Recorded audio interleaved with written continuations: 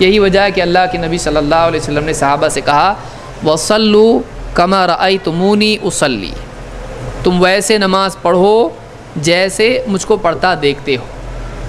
جیسے مجھ کو پڑھتا دیکھتے ہو تم ویسے نماز پڑھو۔ تو ایک بات اس حدیث سے بات معلوم ہوتی ہے، بخاری کی روایت سے، کہ ایک آدمی کو ایک تو نماز کی کیفیات کو درست کرنا چاہیے، خشوع اور خضوع کے ساتھ نماز پڑھے، دھیان دے کر بندگی کے جذبات کے ساتھ وہ نماز پڑھے۔ اسی کے ساتھ اس کو چاہیے کہ نماز میں جو ظاہری حرکات ہیں ان کو بھی اللہ کے نبی صلی اللہ علیہ وسلم کی تعلیمات کے تابع کریں، ان کو سنت کے مطابق کریں۔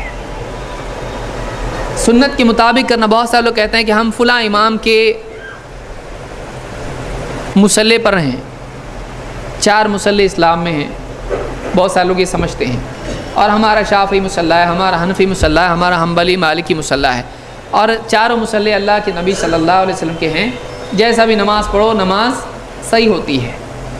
کچھ چیزیں اس میں ایسی ہیں جن میں بالکل گنجائش نہیں ہے، کچھ چیزیں ایسی ہیں کہ جو اللہ کے نبی صلی اللہ علیہ وسلم نے خود منع کی ہیں، لیکن وہ کوئی نہ کوئی مسلک کا آدمی کرتا ہے۔ جیسے مثال کے طور پر کوہنیوں کا زمین پر سجدے میں ٹکانا،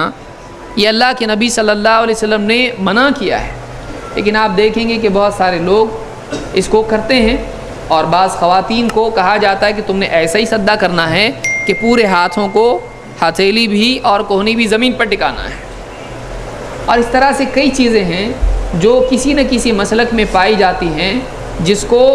کرنا نہ صرف یہ کہ ثابت نہیں بلکہ جس کو منع اللہ کے نبی صلی اللہ علیہ وسلم نے کیا ہے۔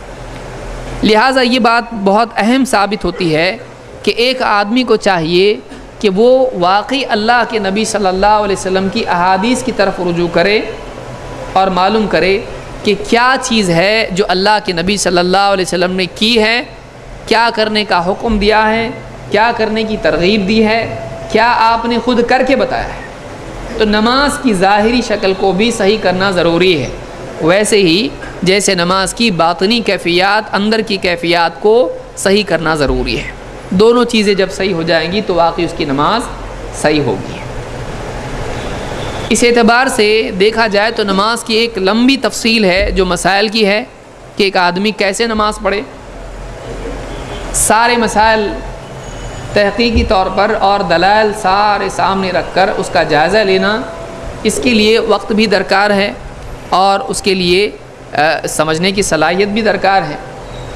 سارے مسائل کو نہ لیتے ہوئے آج کی اس گفتگو میں صرف ایک مسئلہ جو کہ یعنی جھگڑے کی شروعات، اختلاف کی شروعات کا مسئلہ ہوتا ہے، اور جو ٹریڈ مارک مسئلہ ہے اہل حدیث کا، یا اس کے بالمقابل دوسرے ہمارے بھائی جو سینے پر ہاتھ باندھنے یا ناف کے نیچے باندھنے اس سلسلے میں اختلاف کرتے ہیں، اور یہ اختلاف بعض اوقات جھگڑے کی نوبت اختیار کرتا ہے، جو کہ اچھی بات نہیں ہے۔ ایسے کئی مسائل ہیں جو واقعی بنیادی مسائل ہیں، کوئی بنیادی مسئلہ نہیں ہے۔ اللہ کے نبی صلی اللہ علیہ وسلم نبی بنے تو پہلی بات آپ نے یہ نہیں کہی کہ آپ سینے پہ ہاتھ باندھا کرو یا ناف کے نیچے ہاتھ باندھا کرو۔ یہ وہ پہلا مسئلہ نہیں ہے جو دین میں سب سے زیادہ اہمیت کا حامل ہو۔ سب سے اہم مسئلہ عقیدے کا مسئلہ ہے، سب سے اہم مسئلہ اتباع کا مسئلہ ہے، سب سے اہم مسئلہ یہ ہے کہ ایک آدمی واقعی صحیح منہج اختیار کرے، صحیح اصول اختیار کرے۔ اس میں ایک مسئلہ یہ بھی ہے جو بہت سارے مسائل کے ضمن میں آتا ہے، جب معاملہ یہاں آتا ہے کہ نماز پڑھیں، پھر نماز میں ہاتھ کہاں رکھیں اور کیسی نماز پڑھیں۔ یہ بھی مسئلہ اہم ہے، یہ غیر اہم نہیں۔ کچھ لوگ یہ کہتے ہیں کہ یہ مسئلہ اہم نہیں ہے۔ یہ فرق یاد رکھیں کہ ایک فرق ہوتا ہے اہم اور غیر اہم کا، ایک فرق ہوتا ہے زیادہ اہم اور اس کے مقابلے میں کم اہم کا۔ یہ جو مسئلہ ہے ہمارا بنیادی مسئلہ نہیں ہے، ہماری اصل دعوت توحید کی دعوت ہے، ہماری اصل دعوت اتباع سنت کی دعوت ہے، اور اتباع سنت ہی کی دعوت کے ضمن میں یہ بات آتی ہے کہ ایک آدمی چاہے نماز پڑھے، روزہ رکھے، حج کرے، زکوٰۃ دے یا کچھ بھی کرے، پیشاب کرے، پخانہ کرے، اس میں طریقہ اگر اپنائیں تو وہ اللہ کے نبی صلی اللہ علیہ وسلم کا اپنا ہے۔ لہٰذا نماز دین کے بنیادی اعمال میں سے ہے، اور وہ عمل ہے جس کی قیامت میں سب سے پہلے پوچھ ہونے والی ہے۔ تو نماز میں بھی اللہ کے نبی صلی اللہ علیہ وسلم کی سنت کی پابندی ہونا چاہیے، اور اس میں قیام کی حالت اول حالت ہے، آدمی شروع ہی کھڑا ہو جاتا ہے ہاتھ باندھ کے، تو کہاں باندھے؟ سینے پہ ہاتھ باندھے، ناف کے نیچے باندھے، ناف کے اوپر باندھے، ہاتھ چھوڑ دے، کیا کرے؟ اس مسئلے کی وضاحت کی ضرورت اس لیے بھی ہے کہ ہمارے بہت سارے بھائی دیکھتے ہیں کہ یہ تو پہلے نیچے باندھتا تھا، اس کا پروموشن کیسے ہو گیا؟ اس کے ابو نیچے باندھتے ہیں، یہ ابو سے اوپر کیسے چلا گیا؟ اس کو پکڑتے ہیں، بٹھاتے ہیں، تو یہ پہلے کیسا کرتا تھا؟ وہ تو پہلے نیچے باندھتا تھا، اب اوپر کیوں باندھ رہا ہے؟ اب اس کے ساتھ چھیڑ چھاڑ، مار پیٹ، تانے دینا، اس کے ساتھ بہت سارے مسائل پیش آنے لگتے ہیں۔ اور بہت سارے لوگ یہ سمجھتے ہیں کہ یہ جو سینے پہ باندھ رہے ہیں یہ شیعہ کا طریقہ ہے۔ کچھ لوگ کہتے ہیں کہ یہ کہاں سے نیا نیا لے کر آ رہے ہیں، سعودی گیا جاب کے لیے، وہاں سے وہاں کا طریقہ لے کے آ گیا۔ تو اس طرح سے کئی لوگ سینے پر ہاتھ باندھے یا ناف کے نیچے باندھے اس میں کنفیوز ہوتے ہیں، اور کچھ لوگ سینے پر ہاتھ باندھنے کی مخالفت میں اتنے زیادہ یعنی آگے بڑھ جاتے ہیں کہ مار پیٹ کی نوبت بھی آ جاتی ہے۔ کچھ لوگوں کو ہاتھ پکڑ کے مسجد سے باہر نکالا جاتا ہے،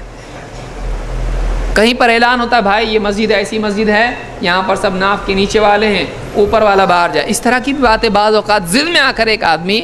اعلان کرنے لگ جاتا ہے۔ یہ اچھی بات نہیں ہے، یہ اچھی بات نہیں ہے۔ ہمارا یہ کسی سے یہ کہنا نہیں ہے کہ کوئی آدمی ناف کے نیچے باندھ رہا ہے آپ زبردستی ہاتھ پکڑ کے اس کے اوپر کرو، ہم یہ نہیں کرتے ہیں، نہ اس کی دعوت دیتے ہیں۔ ہم یہ کہتے ہیں کہ ہمارے نزدیک راجح یہ ہے، زیادہ مضبوط بات یہ ہے کہ سینے پر ہاتھ باندھنا چاہیے، روایات سے یہی ثابت ہوتا ہے۔ اگر کوئی آدمی ناف کے نیچے باندھتا ہے اور اس کی اپنی تحقیق وہ ہے، وہ جانے، اس کا اللہ جانے، لیکن ہمارے نزدیک یہ مسئلہ زیادہ صحیح بات یہ ہے، بلکہ قابل ترجیح مسئلہ یہ ہے۔ یعنی بعض مساجد میں اتنی نوبت آ جاتی ہے۔ ہمارا مسئلہ یہ ہے، ہم یہ کہنا چاہتے ہیں کہ کوئی آدمی ناف کے نیچے باندھ رہا ہے تو ہم اس سے لڑتے نہیں ہیں، البتہ ہم اس کو یہ بتائیں گے کہ بھائی اگر آپ یہ اس طرح کا عمل کر رہے ہو تو اگر آپ کی تحقیق ہے، آپ کر رہے ہو، آپ کا مسئلہ ہے، لیکن آپ اگر یہ کہہ رہے ہو کہ یہی صحیح ہے، باپ دادا سے یہی چلا آ رہا ہے اور تم کو بھی یہ کرنا پڑے گا، تو ہم پھر یہ کہیں گے کہ ٹھیک ہے، پھر بیٹھو بات کرو، یہ مسئلہ ایسا ہے، اس کی یہ دلیل ہے، آپ کی یہ دلیل ہے، آپ کی دلیل کا یہ حال ہے، ہماری دلیل کا یہ حال ہے۔ تو دلائل میں غور کرنے کے بعد میں ہمارے نزدیک راجح بات یہی ہے، راجح بات، زیادہ پاورفل بات یہ ہے کہ سینے پر ہاتھ باندھنا چاہیے، صرف عورتوں کو نہیں، مردوں کو بھی، کیونکہ جو عورتیں باندھ رہی ہیں ان کے مرد جو ناف کے نیچے باندھ رہے ہیں، سوال ہے کہ عورتیں کیوں سینے پہ باندھ رہی ہیں؟ تو اس کے لیے ان کے پاس کیا دلیل ہے؟ اگر ان کے پاس کوئی دلیل نہیں ہے تو پہلے وہاں اصلاح کریں، اس کے لیے دلیل تلاش کریں، نہیں ہے کہ کوئی آدمی اگر سینے پر باندھ رہا ہے تو اس سے دلیل پوچھیں۔ پہلے خواتین سے پوچھا جائے کہ آپ کیوں ایسا کر رہی ہیں، پہلے علماء سے پوچھے آپ کی خواتین کو آپ سینے پر کیوں کہہ رہے ہو اور ہم کو ناف کے نیچے کیوں کہہ رہے ہو، پھر اس کے بعد ہم سے پوچھیں کہ بھائی آپ لوگ کیوں سینے پہ باندھ رہے ہو۔